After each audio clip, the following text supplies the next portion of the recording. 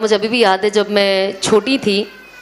मैं ये चीज़ को प्रमोट नहीं करती हूँ, बट ये बहुत गलत चीज़ मैं करती थी जो बिल्कुल मना है करने के लिए। बट मेरे से एक बार हुआ है, तो इससे जुड़ के एक दूसरी चीज़ है जो मुझे आपको बताना है, इसके लिए मैं ये वाकया बता रही हूँ। तो जब पहले मेरी नानी का इंतकाल हुआ था, उसके बाद मेरे नाना का इंतकाल हुआ। अब जब मेरे नाना का इंतकाल हुआ तो अब मेरे घर में कोई मर्द था नहीं। फिर मेरे एक कज़न थे, तो हम सब अनफॉर्चुनेटली, मैं और मेरी मम्मी भी कब्रिस्तान गए और वहाँ पे सूरा यासीन पढ़ना शुरू किया। अब सबने पढ़ लिया, अब मैं पढ़ी रही हूँ, सब खड़े हैं ऐसे कि मैं कब ख़त्म करूँगी।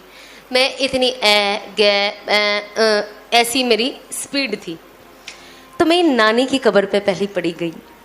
अब जब नाना की कब्र पे गए तो सबसे पहले मेरे भाई ने बोला तू रहने दे तू घर जाके पढ़ लेना, क्योंकि इतना स्लो पढ़ती हो। तो ऑफकोर्स आई रिग्रेट, वो मेरा I think first and last time था जो मैं गई, और जब मुझे ऑफकोर्स समझ पड़ी कि कब्रिस्तान बिल्कुल नहीं जाना चाहिए। मम्मी को वो नॉलेज हमने बिल्कुल, बट वो हमारा वाहिद एक वक्त था जो हम गए थे। और मैं हमेशा कहती हूँ लोगों को कि इन सारी चीज़ों से आप बचें, जितना हो सकता है बचें। जो ना करने वाले काम है खुदा के वास्ते ना करें। मैं कहती हूँ जो भी चीज़ में थोड़ा सा भी डाउट होता है ना, वो बेहतर है छोड़ देना। इससे कोई कहता है ना डाउट है, हो भी सकता है नहीं भी हो सकता, तो मत करो, छोड़ दो, वो ज़्यादा बेहतर है। तो तब मुझे ऐसा लगा यार मैं कितना स्लो पढ़ती हूँ कि इन लोगों ने मुझे पढ़ने ही नहीं दिया। बेचारे मुझे मेरे नाना नानी से बहुत हद से ज़्यादा मोहब्बत थी और है। मतलब मैं रोज़ उन्हें याद करती हूँ, मैं कभी नहीं भूल पाती हूँ। और हर वक्त जब भी मैं देखती हूँ मुझे लगता है अल्लाह मैं मेरे नाना नानी की मगफिरत कर दे, क्योंकि मैं इतनी छोटी थी, मुझे लगा मैं उतना मेरी नाना नानी के लिए कर नहीं पाई जो मुझे करना था। और जब खिदमत और इन सारी चीज़ों का मतलब समझ में आया ना, तब तक बहुत लेट हो चुका था। वो चले गए थे और उन्होंने पूरा बचपन मुझे पाला। मेरी नानी बेचारी, मैं स्कूल जाती थी, मेरी मुर्गी संभालती थी। अब आप समझो एक बुजुर्ग इंसान जो 60-70 साल के ऊपर हो गया, वो बेचारा चल नहीं पा रहा, मेरे चूज़ों के पीछे भाग रहा है कि यार मेरी नवासी आएगी, उसको मुर्गी का बच्चा नहीं मिलेगा तो वो रोने लग जाएगी। उसे कौवों से बचाती थी, डंडा लेके घूमती थी कि कौवा आएगा तो उसको मार के भगाऊंगी कि क्योंकि मुझे मुर्गी पालने का बचपन में बहुत शौक था। बेचारी का अगर पैर भी टूट जाता था तो मैं उसको हल्दी लगाती थी, लेप लगाती थी, फलाना करती थी, बहुत सारे ढोंग करती थी। तो मुझे ना वो सारी चीज़ें देख के याद आती थी कि हमारे नाना नानी, दादा दादी हमसे कितनी मोहब्बत करते जब हम छोटे होते हैं। अनफॉर्चुनेटली हमारे अम्मी अब्बू भी। और जब हम बड़े होते हैं और जब वो बच्चे बन जाते हैं,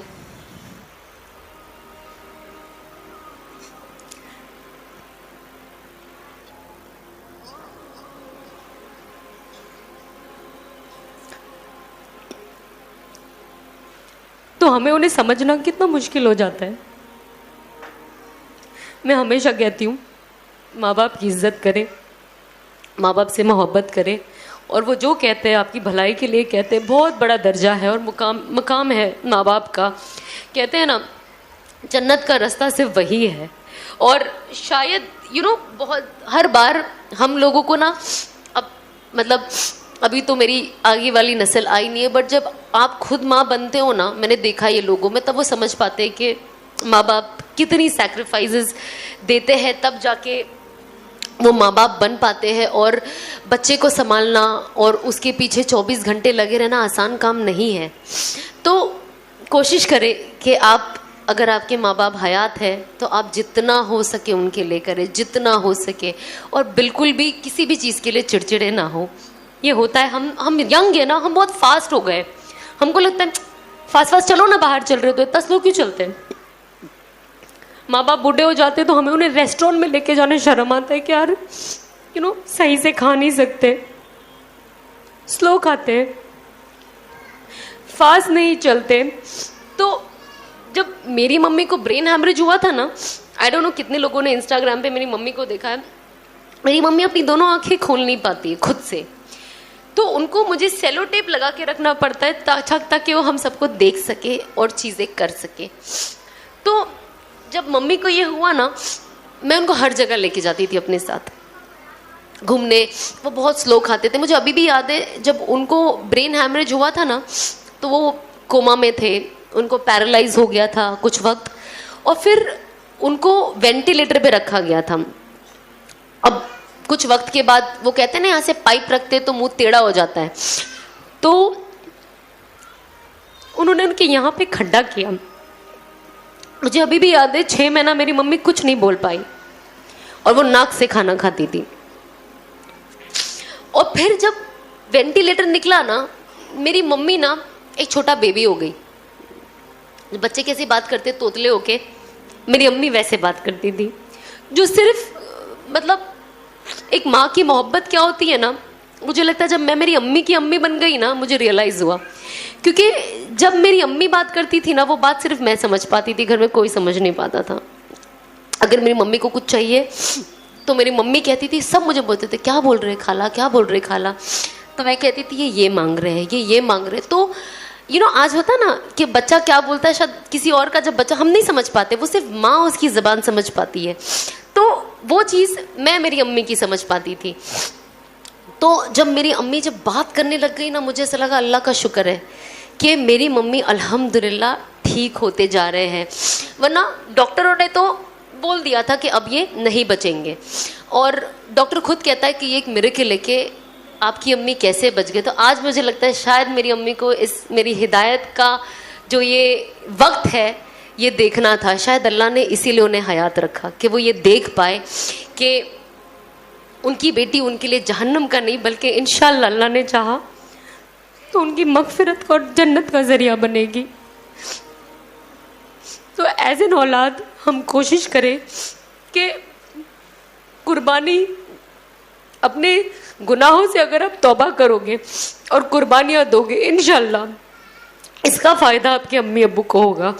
दुनिया में हम अपने माँ बाप को कितना भी आई लव यू बोल ले, कितनी भी पप्पियाँ ले ले, मैं मेरी माँ को कितने भी महंगे से महंगा कपड़ा दिला दूँ, महंगे सोना दिला दूँ, जो भी दुनिया की चीज़ें दिला दूँ, लेकिन अगर मैंने उनकी आखिरत ख़राब कर दी तो कहते हैं ना ऐसी औलाद का क्या फ़ायदा। इसीलिए हम कहते हैं ना अल्लाह से नेक साले औलाद मांगो कि वो आपकी मगफिरत का ज़रिया बने, ना कि आपकी जहन्नम का ज़रिया बने, कि क़यामत के दिन उनसे ये पूछा जाए कि आपने इनकी परवरिश क्यों नहीं की सही तरीके से। तो मैं चाहूँगी कि क़यामत के दिन अल्लाह उनसे कहे ना कि शाबाश, आपने इतनी अच्छी बेटी की परवरिश की है कि आज ये खुद भी जन्नत जाएगी, आपको भी लेके जाएगी और शायद और कुछ लोगों को साथ लेकर चले जाए। जिस तरीके से उसने दावत का काम किया। तो जब मैं दावत का असल मकसद जानी ना, तो मैंने कहा यार ये ऐसा काम है जो दुनिया में भी फ़ायदा देगा और आखिरत में भी। तो मैंने कहा बस अब यही काम है जो करना है। कल भी मेरे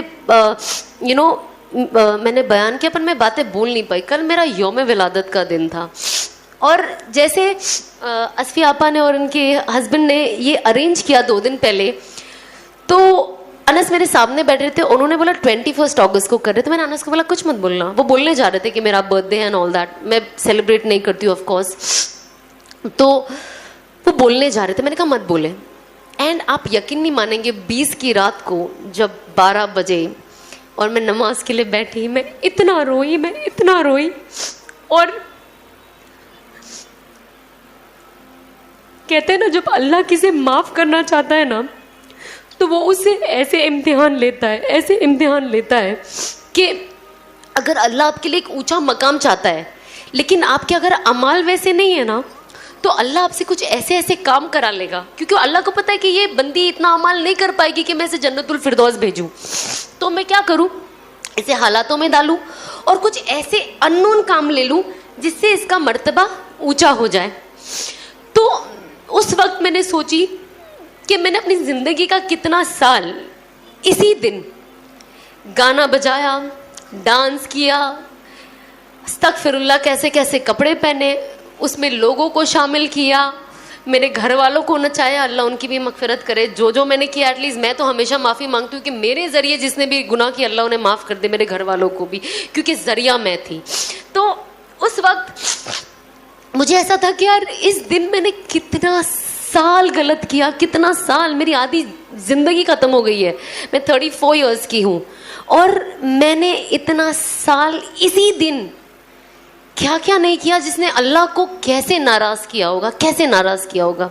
अल्लाह और उसके फरिश्ते मुझ पे लानत भेजते होंगे इसी दिन कि मेरे पैदा होने के दिन पे मैं क्या कर रही हूँ। और अल्लाह ने देखो ना कैसा गैप का काम किया कि बस हमने तय किया अहमदाबाद आएंगे और हम कुछ बातें करेंगे, एक्सपीरियंस शेयर करेंगे। अल्लाह ने कैसा दिन चुना, 21 अगस्त, वही बर्थडे का दिन। और अल्लाह ने उसी दिन मेरे से कैसा काम लिया। तो कभी कभी जब इंसान चीज़ों को खुल के समझता है ना, तो वो समझता है कि अल्लाह कुछ भी कर सकता है, कोई मुश्किल नहीं है, कोई मुश्किल। और अल्लाह आपको इस दुनिया में ही दिखाएगा कि मैं आपको कबूल करता हूँ, बट आप इसे पकड़ के रखना। ऐसा नहीं है कि आज कुछ चीज़ें मुझे दिख रही है कि मेरी कबूलियत हो रही है, तो अब बस मैं एकदम कहते हैं ना सीना तान के आ जाओ कि बस अब मैं तो जन्नत ही जाने वाली हूँ। ना ना ना, ये तो आँख बंद होने के बाद ही पता चलेगा। बट जब अल्लाह, हर इंसान कहता है ना, अगर आपने एग्जाम दिया है, आप कुछ अच्छी चीज़ें कर रहे हो, अगर मैं आपको बोला माशाल्लाह आपने बहुत अच्छा किया, मुझे एक इंसान को अप्रिसिएशन पसंद है, मोटिवेशन पसंद है, तो अल्लाह हर इंसान को मोटिवेट करता है। आई एम श्योर आपने भी ऐसे बहुत एग्जाम्पल्स देखे होंगे, नोटिस किया होगा कि ये करने से अल्लाह ने मेरे लिए ये कर दिया, वो करने से अल्लाह ने मेरे लिए ये कर दिया। तो बस हमें ना वो नोटिस करने की ज़रूरत है।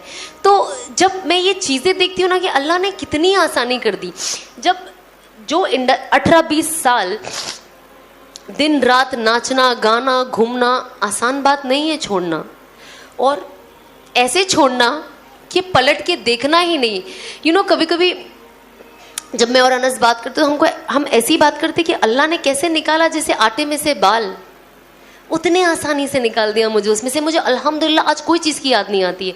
मुझे कभी कभी यही पूछते हैं किसी और की बात सुन के, बोले यार तुमको कोई चीज़, मैंने कहा बिल्कुल, मैंने कहा आप यकीन नहीं मानोगे मुझे याद ही नहीं आती है। 20 साल अगर आप कोई एक चीज़ करो आपको याद आएगी ना, यार इंसान है, याद आएगी ना। ऐसा नहीं कि आपको वो करना है, लेकिन एक इंसान सोचता है ना, अरे यार अभी हमें हिजाब नहीं पहनी होती, अभी मैं मालदीव्स गई हूँ, कितना आराम से बाल खोल के ऐसे हवा में लहरा रही होती मैं, सोचता है ना। इसका ये मतलब नहीं है कि अरे मुझे हिजाब नहीं पहनना, पर एक वो सोच आती है, वो पॉजिटिव भी आ सकती है नेगेटिव भी। मैं पॉजिटिव की बात करती हूँ, लेकिन आपको लगता है नहीं यार, बल्कि मुझे तो लगा इमेजिन मैं एक ऐसी जगह गई हूँ जहाँ पे जब मैं लोगों की तस्वीरें देखती हूँ, बहुत मेरी मुसलमान बहनों को ये लगता है जब वो फोटो देखते कि भैया हम मालदीव्स जा ही नहीं सकते, जाएंगे तो ऐसे ही रहना है। लेकिन जब मैं वहाँ गई मैंने कहा नहीं, ऐसे कोई रूल्स रेगुलेशन नहीं है, ये हमारे दिमाग का फितूर है कि हम बीच पे जाएंगे तो हमें ये पहनना है, हम यहाँ जाएंगे क्योंकि वो सब कर रहे हैं, हम सब नहीं है। अल्लाह ने हमें ईमान क्यों दिया है? ताकि हम सब ना रहे, हम दिखाई दे लोगों की कि ये ईमान वाले हैं, ये अल्लाह को, अल्लाह के हुक्मों को फॉलो करने वाले हैं, ये रसूल अल्लाह सल्लल्लाहु अलैहि वसल्लम की सुन्नतों को पकड़ के रखने वाले हैं, ये आम इंसान नहीं है। हमें अल्लाह का कितना सबसे पहले शुक्र करना चाहिए कि हमें ईमान वाले घर में पैदा किया। आप सोचिए अगर हम ईमान वाले घर में नहीं होते तो हमारा क्या बनता। एक अलग जगह रहना और अल्लाह के बारे में जानना और सारे नबियों के बारे में जानना, रसूल अल्लाह सल्लल्लाहु अलैहि वसल्लम के बारे में जानना मुश्किल है ना। वो कनेक्शन होना अचानक से मुश्किल हो जाता है ना। बचपन से जो चीज़ चलती तो आपके दिल में एक लगी रहती है कि हाँ मेरा एक कनेक्शन है, तो ये बहुत मुश्किल चीज़ होती है। तो मैं हमेशा ये कहती हूँ कि हमें सबसे पहले अल्लाह का, अगर हम 2 रकात शुक्राना पढ़ते तो हम अल्लाह का पहले शुक्र करें कि अल्लाह आपने हमें एक ईमान वाले घर में पैदा हुआ। बहुत जगह पे जब पहले मेरी बात होती थी तो लोग पूछते हैं ना कि मुस्लिम्स ऐसे क्यों करते हैं, डिफरेंस एक बात के लिए, झगड़े के लिए नहीं, ऑफ कोर्स एक बात के लिए। तो मुझे ना एक मेरे दोस्त ने जो गैर ईमान वाला था, उसने मुझे कहा कि सना तुम ना इस्लाम के बारे में ऐसा इसके लिए बात करती हो बिकॉज तुम मुस्लिम हो, तो तुम्हारी फीलिंग्स अलग है। मतलब मैं पहले से ही ना बहुत जलाली हूँ, मतलब कुछ भी हो जाए। मैंने कहा भैया मैं बिल्कुल गलत हूँ, पर आप इसका ये मतलब नहीं कि आप इस्लाम के लिए कुछ भी बोल सकते हो, ये मुझे सुनना गवारा नहीं है। लेकिन क्या हो रही थी ना, मुझे ऐसा लग रहा था मैं दोगली लग रही हूँ कि मुझे इस्लाम को ऐसे पकड़ के रखना और बताना ये गलत नहीं है। अगर इस्लाम गलत नहीं है तो मैं क्यों गलत जा रही हूँ। अगर जब हम बोलते हैं ना, अगर हमसे कोई गलती होती है तो हमारे माँ बाप को दोष ना दे। कहते हैं ना घर में माँ बाप ने कुछ नहीं सिखाया, हर गलती हुई तो हमसे दो, पर कैसे नहीं दे माँ बाप को दोष। वो कहीं ना कहीं आपके माँ बाप के नाम पे जाता है ना। कहते हैं ना घर के हर लड़का लड़की माँ बाप की इज्जत है।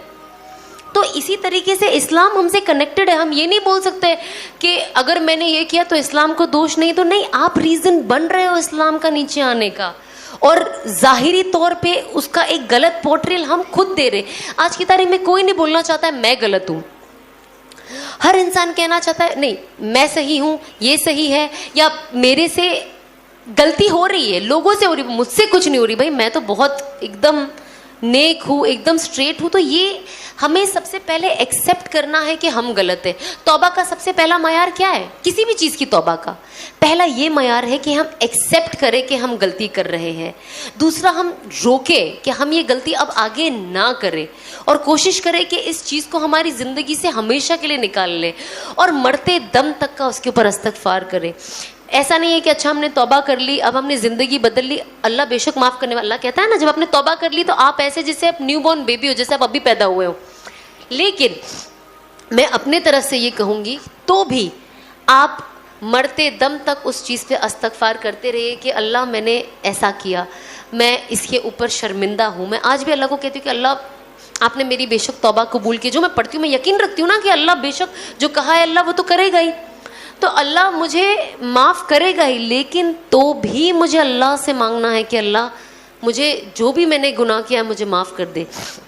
आज जब मैं बाहर लोगों को देखती हूँ कुछ दूसरी हालत में, जहाँ से शायद मैं आई हूँ, शायद कि ऑफकोर्स वहाँ से आई हूँ, उस मेरा हुलिया भी वैसा था, तो मैं जब भी देखती हूँ सबसे पहले दुआ करती हूँ कि अल्लाह अल्लाह तेरा लाख लाख शुक्र है कि तूने मुझे हिदायत दे दी, मुझे बदल दिया। अल्लाह इसे भी हिदायत दे दे जिसे मैं देख रही हूँ। और एक तरफ से एक डर दिल में वो रहता है कि यार अगर आपने मुझे हिदायत नहीं दी होती तो आज ये मैं होती, इसकी जगह पे मैं होती, और ऐसी मैं किसी और को दिखाई देती। पता नहीं ऐसे कितने लोग हैं जिन्होंने मुझे देख के दुआ करी होगी कि अल्लाह इसे हिदायत दे दे। हम देखते ना, आज जब मैं देखती हूँ लोगों को इंस्टाग्राम पे, फ़ोन पे, सबसे पहली दुआ मेरी यही निकलती कि अल्लाह इन्हें हिदायत दे दे, इनके दिलों को खोल दे, इनके दिमागों को खोल दे, वरना ये नहीं समझेंगे कि इनका कितना भारी नुकसान है, और ऐसा नुकसान जो ये कभी भरपाई नहीं कर पाएंगे।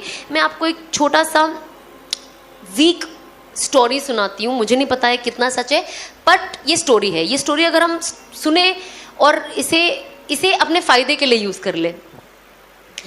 एक वक्त एक बुज़ुर्ग, एक शख्स कब्रिस्तान से गुज़र रहा था, तो अंदर एक कब्र से आवाज़ आई एक बुज़ुर्ग की, तो वो उसे सुन पाया, तो वो उनसे बात की। तो उन्होंने बोला अरे आप अंदर जैसे कितने वक्त से, क्या जो भी उनके बीच में बातें हुई, तो उन्होंने बोला कि मैं जब अंदर आया मैं नेक अमाल के साथ आया हूँ, तो ऑफ कोर्स मेरे अंदर मुझे बहुत राहत है। तो जब फरिश्तों ने आके मुझे अंदर पूछा कि आप क्या करना चाहेंगे, क्योंकि आपने कितनी अच्छी ज़िंदगी दी तो आपको ऑप्शन आप क्या करना चाहेंगे, तो उन्होंने कहा कि जब तक क़यामत नहीं आती मुझे कुरान शरीफ पढ़ने का मौका मिल जाए। तो उन्होंने वो लड़के को कहा कि मैं जब से अंदर हूँ, जब से मेरी मौत हुई है और अब तक मैंने 70,000 कुरान शरीफ मुकम्मल कर लिया है पढ़कर। मैं आपको वो पूरा का पूरा 70,000 कुरान शरीफ दूंगा, सिर्फ आप एक बार मेरे लिए सुभान अल्लाह बोल दें।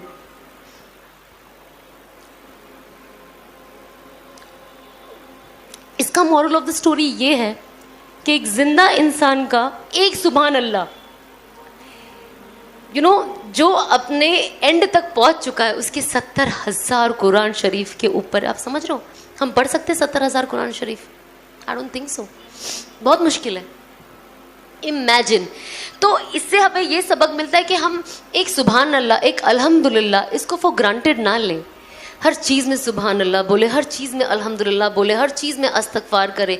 हर वक्त मैं कोशिश करती हूँ कि मैं जब भी बात ना करूँ, मैं एटलीस्ट तस्बीह पढ़ती रहूँ। खुदा ना खास्ता मेरी मौत आ जाए, हम तो कोशिश ही करते कि ला इलाहा इल्लल्लाह मुहम्मदुर रसूलुल्लाह सल्लल्लाहु अलैहि वसल्लम पे मौत आए। खुदा ना खास्ता ये ना हो तो एटलीस्ट मेरा जिक्र तो चल रहा है, कुछ तो चल रहा है। जब मेरे लब पे जिक्र ही नहीं होगा तो मौत कलमे पे कैसे आएगी? सिर्फ मैं 5 वक्त की नमाज पढ़ूंगी, वजीफे पढ़ूंगी, बाकी पूरा वक्त फिजूल की गपशप में मैं वेस्ट करूंगी, तो मैं मरूंगी तो मैं कलमा कैसे आएगा मेरी जुबान पे? तो ये बहुत एक आई डोंट नो, आपने स्टोरी सुनी है कि नहीं? एक राजा था, उसके पास एक पोपट था। किसी ने सुना है ये स्टोरी? आपने सुना? किसी और ने सुना है? नो? कुछ लोगों ने शायद सुना होगा, आपने सुना है। तो वो पोपट ऐसा था ना, वो जो बोले वो बोलता था, जो बोले वो बोलता था। तो क्योंकि पोपट अच्छा बोलता था तो राजा ने उन्हें बोला ला इलाहा इल्लल्लाह मुहम्मदुर रसूलुल्लाह बोलो, ला इलाहा इल्लल्लाह। पोपट क्योंकि बोलता था ला इलाहा इल्लल्लाह मुहम्मदुर रसूलुल्लाह बोलता था, ला इलाहा इल्लल्लाह मुहम्मदुर हर वक्त बोले। और वो पोपट एक इंसानों की तरह बात करता था, कोई आए तो उसे ग्रीट करना, तो सिखाया। एक दिन पोपट की मौत हो गई। राजा बहुत रोया, बहुत पालतू पोपट था, बहुत मोहब्बत थी उससे। तो लोगों ने बोला राजा आप क्यों रो रहे हो? इसलिए रो रहे हो क्योंकि आपका पोपट मर गया? तो उन्होंने कहा नहीं, बोले दिन रात पोपट ला इलाहा इल्लल्लाह मुहम्मदुर रसूलुल्लाह बोलता था, पर जब मरा तो उसने कलमा नहीं पढ़ा। जो इंसान पूरा दिन एक ही चीज बोल रहा है, मतलब वो सिर्फ रट्टा मारता था, वो दिल से नहीं पढ़ा। अब वो चीज देख के राजा को क्या एग्जाम्पल मिला कि मुझे नहीं पता मैं जो बोल रहा हूँ ला इलाहा इल्लल्लाह मुहम्मदुर रसूलुल्लाह, मैं दिल से बोल रहा हूँ कि नहीं। क्योंकि अगर मेरा पोपट दिन भर यही बोलता था लेकिन उसकी मौत कलमे पे नहीं हुई, तो जब मैं मरूंगा तो क्या मैं कलमा बोल पाऊंगा? तो ये जो छोटी छोटी स्टोरीज हम सुनते हैं, हमें पता चलता है कि इसीलिए चीज़ें दिल से करो। जब हम दिल से और यकीन से करते हैं ना, तो अल्लाह वो चीज़ हमारे अंदर डाल देता है। तो जब मैं ये छोटी छोटी स्टोरी सुनती हूँ ना, मुझे नहीं जानना है कि ये कितनी स्ट्रॉन्ग है, कौन से बुक में। भैया इससे मुझे फ़ायदा क्या होता है? मेरा फ़ायदा ये कि मैं इसे दिल से सुनूं और इस पर अमल करूं। हमें हर चीज़ से क्या करना है, अपना फ़ायदा लेना है, ना कि बहस करना है। ऑफ कोर्स कुछ चीज़ें जानना, पढ़ना, समझना बहुत ज़रूरी है। ऐसा नहीं कि हम अंधाधुंध जो बोल रहे हैं बस वो करते जा रहे, बेशक आप समझें, बट उसके अलावा कभी कभी होता है ना कि अल्लाह के बारे में ही बोलना है ना, अल्लाह का ही कलमा पढ़ना है, कुरान की आयत पढ़नी है, क्या होगा उससे? फ़ायदा ही होगा ना। किसको नुकसान हुआ है दुनिया में कुरान की एक आयत पढ़ के? किसी को नहीं। कुछ लोग कहते हैं ना अच्छा असर के बाद ये पढ़ना है, इसका आप रेफरेंस नंबर दीजिए। मैं डालती हूँ ना इंस्टाग्राम पे, इसका रेफरेंस नंबर दीजिए, कि भाई मत पढ़ दूँ। मन में ऐसे होता है। तो हर आप एक इंसान, सबसे वीक से वीक इंसान सोचे यार, जो भी होता है कुरान शरीफ है ना, फ़ायदा ही देगा। कुरान ने किसको दुनिया में नुकसान दिया है? सिवाय फ़ायदा के कुछ नहीं दिया है।